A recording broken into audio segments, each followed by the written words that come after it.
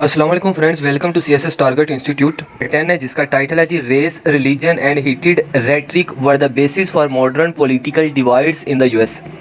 क्या मतलब? रेस का मतलब यहाँ पे है नस्ल, रिलीजन का मतलब मज़हब है और हीटेड रेटरिक का मतलब ये है कि शोलाबाजी, शोला जैसी बयानबाजी को बोलेंगे हम। ये वो 3 पॉइंट्स हैं जिससे अमेरिका की जो मॉडर्न पॉलिटिक्स है वो हमें डिवाइड नज़र आती है जी। आज के दौर में अमेरिका को जो सबसे बड़े जो नज़रियात हैं जो उनकी डेमोक्रेसी को फ़्लो करने में डिस्टर्ब कर रहे हैं, ब्लॉकिंग कर रहे हैं, उनमें रेस, रिलीजन और हेटेड रेटरिक है जी। आज के दौर में भी वही हमें कंडीशन नज़र आती है जो कि हमें 1960 के अंदर नज़र आती थी। 1960 में भी जो सबसे बड़े मेजर इश्यूज़ थे वो रेस और रिलीजन थे, और आज के दौर में भी हमें जो बड़े इश्यूज़ नज़र आते हैं वो रेस और रिलीजन नज़र आते हैं। अगर 2016 की बात की जाए तो ओबामा को प्रेसिडेंट कंसिडर ही नहीं किया जा रहा था। जो रिपब्लिकन सेनेटर थे वो कह रहे थे जी सुप्रीम कोर्ट का जो जस्टिस है, जो जज है, उसकी क्या हो गई है, डेथ हो गई है, और उसकी डेथ को ओबामा की प्रेसिडेंट के लिए जो उसने हल्फ बर्दारी की तकरीब थी उसको डिले कर दिया गया। इन सिंपल वर्ड्स मीन के ओबामा को प्रेसिडेंट ही नहीं माना जा रहा था।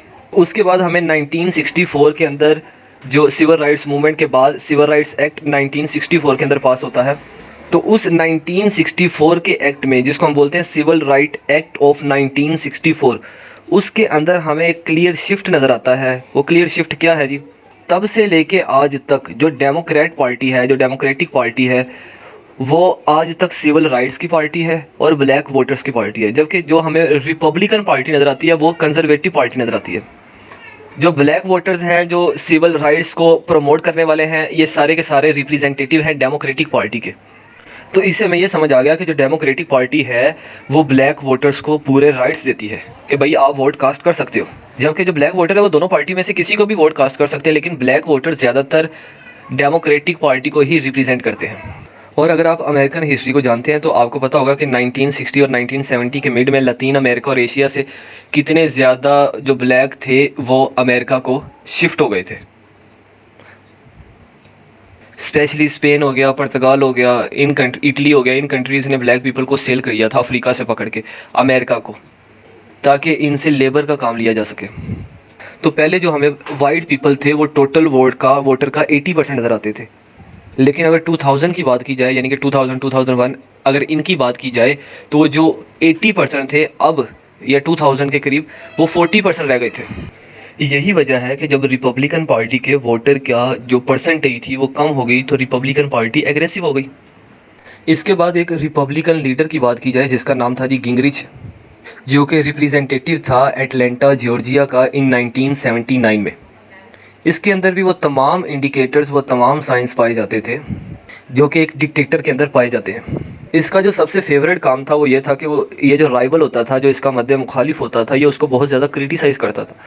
इवन कि इतना क्रिटिसाइज़ करता था, इतने एलिगेशंस लगाता था कि वो उसकी पेट्रियोटिज़म पे भी क्वेश्चन करता था कि भाई ये तो हुबुल वतनी नहीं, और बाकायदा उन्हें ये कहने के साथ साथ कि भाई ये हुबुल वतन नहीं है, ये मुल्क का गद्दार है। उन्हें कहता था ये डिक्टेटर हैं, ये फासिस्ट हैं, और बाकायदा उन्हें बेनिटो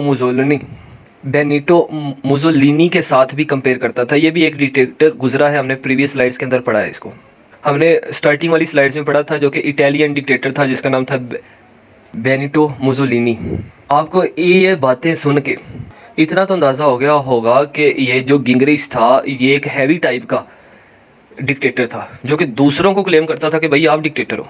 असल वजह ये थी कि जो गिंगरिच है इसे एक गोपेक कमेटी थी और अमेरिकन की कुछ एजेंसीज़ की तरफ से इसे बहुत ज़्यादा हेल्प हासिल थी, आप कह सकते हैं सपोर्ट मिली हुई थी, और 1995 में ये स्पीकर ऑफ द हाउस बन जाता है।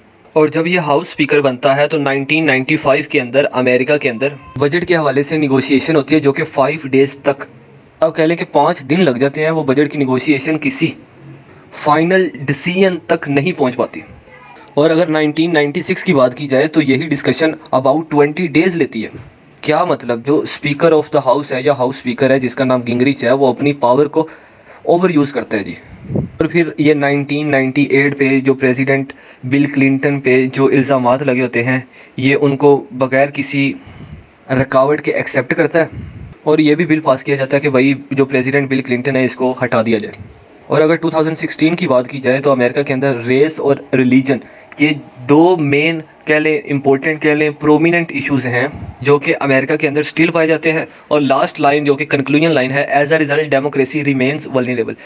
जब रेस का, रिलीजन का या आप कह लें हीटेड रेटरिक का इशू हो, इन ईजी वर्ड्स नस्ल परस्ती का हो, मज़हब का हो या शोला बयानबाजी हो, दूसरों पे इल्ज़ाम तराशियाँ हों, इनसे क्या होता है जी, डेमोक्रेसी की डेथ हो जाती है। यहाँ पे वल्नरेबल, वल्नरेबल का मतलब होता है कमज़ोर हो जाती है।